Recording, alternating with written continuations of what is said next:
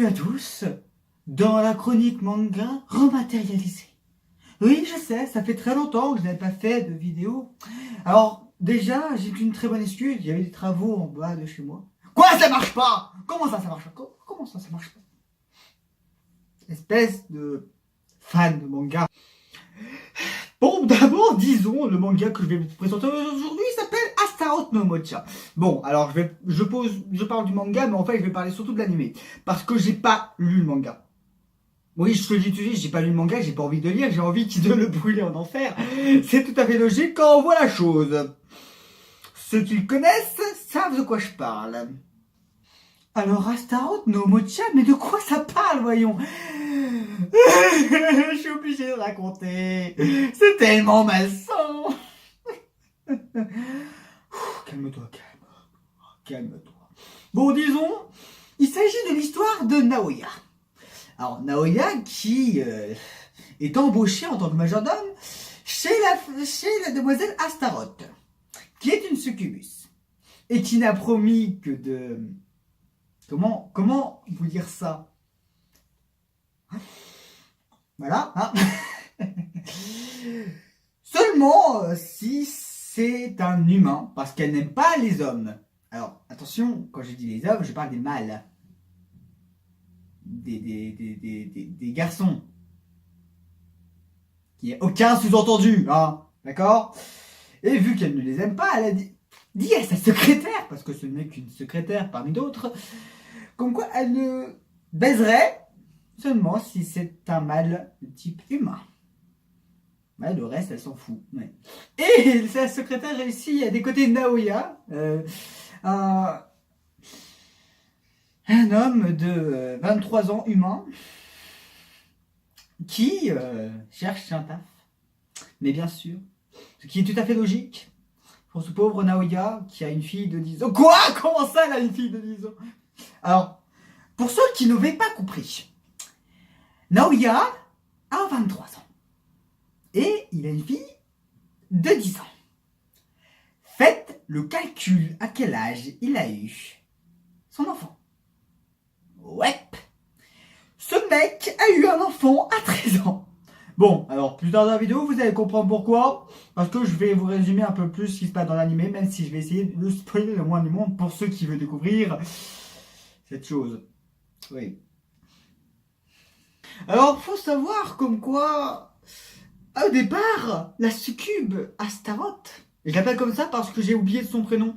Vous m'excuserez, j'ai pas envie de me retaper l'anime. Ça fait des années, j'ai vu il y a des années, j'ai été obligé de me le revoir pour faire cette vidéo. Alors, s'il vous plaît, ne m'obligez pas à me rappeler cette fille. Hein? Ouais, bof, on revient sur ce que je disais. La chose, succube, 10 ans, hein, je rappelle, est une tsundere. Alors, déjà, il y a du lolicon dans cet anime. Oui, je suis désolé, c'est du lolicon. Et en plus, c'est une tsundere. Tout ce qui va pas. Je suis désolé, mais il n'y a personne qui va se dire comme quoi c'est une bonne idée d'intégrer une loli de 10 ans. Tsundere. Personne. À part les vieux pervers comme toi, Maxime. Oui, je suis désolé, hein, Maxime, c'est toi qui es un pervers. Alors, pour tous les Maximes, je parle que d'un seul Maxime. Ne vous inquiétez pas, vous n'êtes pas... C'est un Maxime que je connais moi, que vous ne connaissez sûrement pas, que vous n'avez jamais rencontré, ce qui est tout à fait normal, parce que vous ne voulez pas le rencontrer. Oui. Bon, allez, on va quand même terminer cette vidéo, parce que j'ai une partie de l'œil qui m'attend. Malheureusement. Bon, disons, sachez-le, hein, que, en fait... Alors, je rappelle que Naoya a une enfant, une fille, qui a 10 ans. Oui, alors, devinez qui est la mère de cet enfant. Devinez. Il s'agit de la mère de Astaroth, la succube. Pour ceux qui n'avaient pas suivi, ça veut dire en gros que la mère de Astaroth est aussi la femme de Naoya et qui est aussi la mère de la fille de Naoya. C'est normal au Japon, Tu veux que je te dise quoi? Tu veux que je te dise quoi? C'est glauque, c'est creepy. Ah, je suis pas un panda, je suis un ours. C'est pas la même chose. Je sais pas pourquoi je parle là-dedans. Bon, que dire de cet animé, hein, parce que je pense que j'ai résumé tout ce qu'il fallait résumer. C'est glauque, c'est bizarre, et en même temps, c'est attachant. Non, je déconne, c'est totalement glauque du début jusqu'à la fin, le scénario n'a aucun sens, les personnages sont chiants.